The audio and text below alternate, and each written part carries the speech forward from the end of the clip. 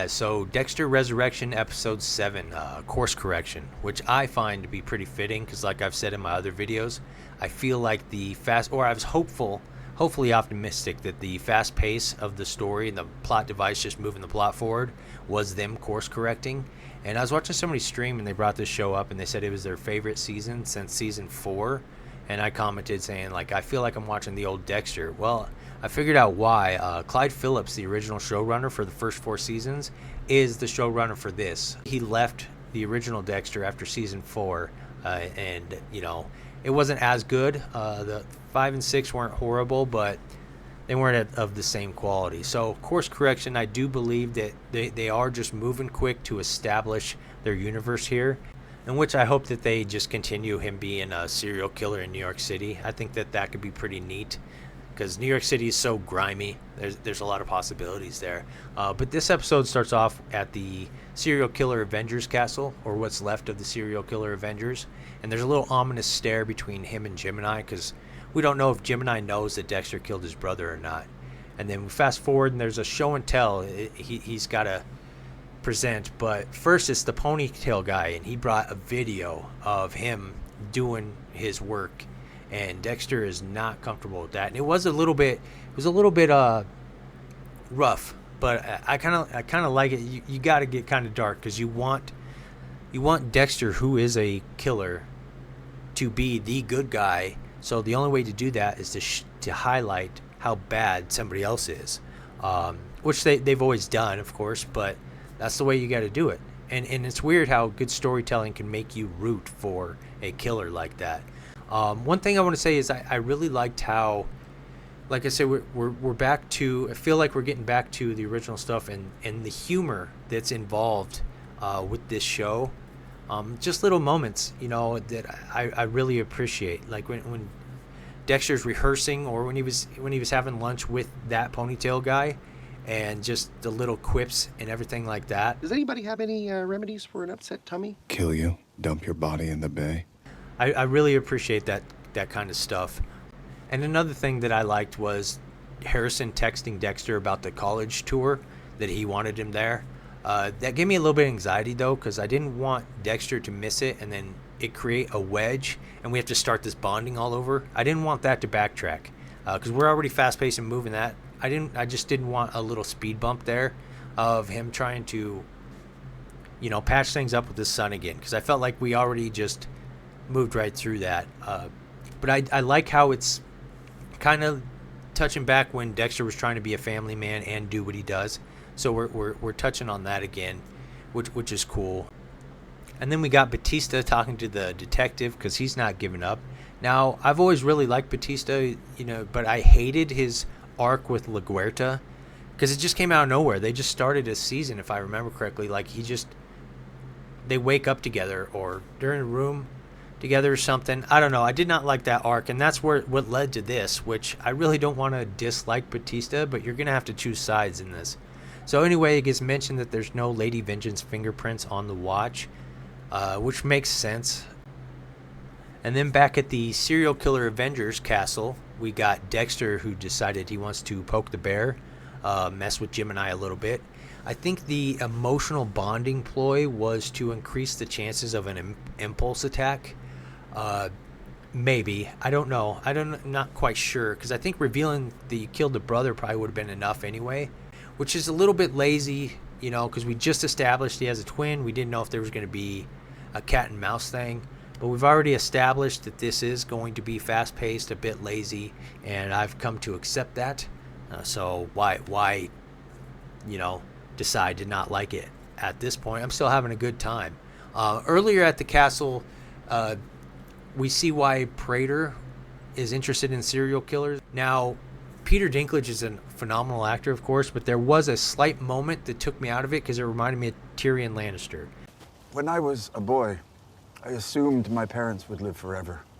When I was a child, an uncle asked what gift I wanted for my name day. So I wouldn't say Peter's typecast, but that is by far what like kind of skyrocketed him. And because was such a huge Game of Thrones fan, I'm not gonna be able to unsee that. But so far, this has been the only moment that's happened. Then Dexter gets all patched up, and good news, he makes it to the college campus for the remainder of the tour, which happens to be just a class left, like an orientation or something. Harrison walks in, and bam, there's the detective who's doing the orientation. And I thought that was a really funny moment. I really liked that. Then he tries to backtrack. He can't backtrack, but he finds his seat.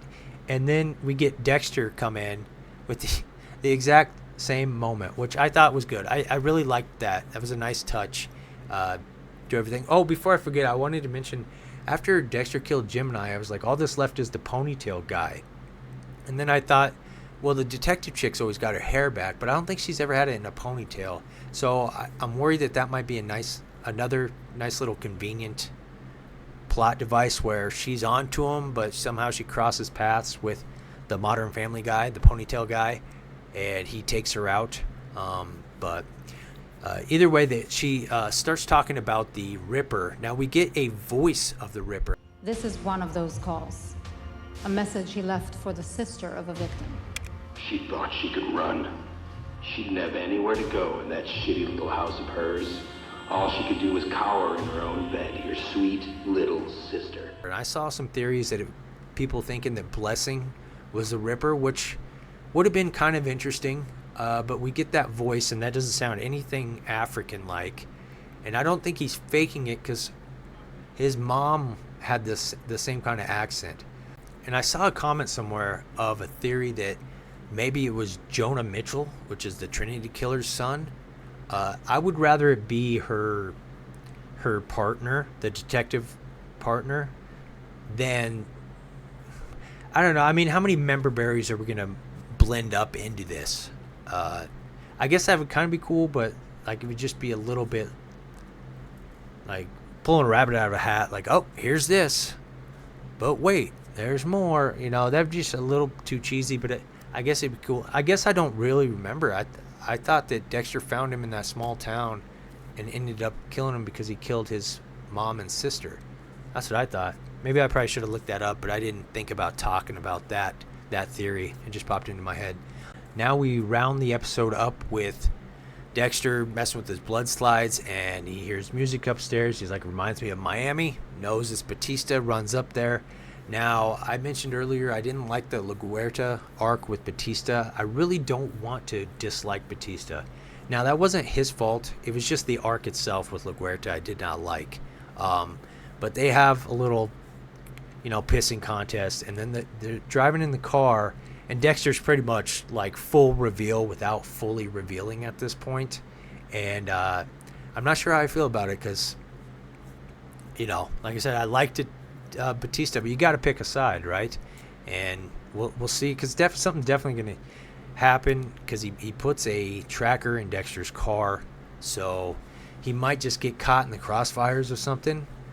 I'm not sure if they'll have Dexter take him out. That would be pretty deep, but he's got to do what he's got to do, right? And you got to pick a side. You don't want to hate Batista, but you don't want him to arrest him, right? And then what? We have one season of Resurrection, and Batista catches the real Bay Harbor Butcher, and that's that. Harrison goes on to become a cop, which could be what they're setting up to. I want to mention at least how Dexter's going to get information on killers is Harrison becomes a cop and finds out information that way. Maybe. So, but yeah, I'm still totally digging the show. I'm excited to see where it goes. It's been a while since I've been excited about a show. Or I can't say it's been a while, but there's been very few shows. And, right now this is one of them. So I'm totally digging it. Going to keep watching. Probably still do videos. This is kind of fun. We'll see how this goes. And let me know what you guys think in the comments below. And thanks for stopping by.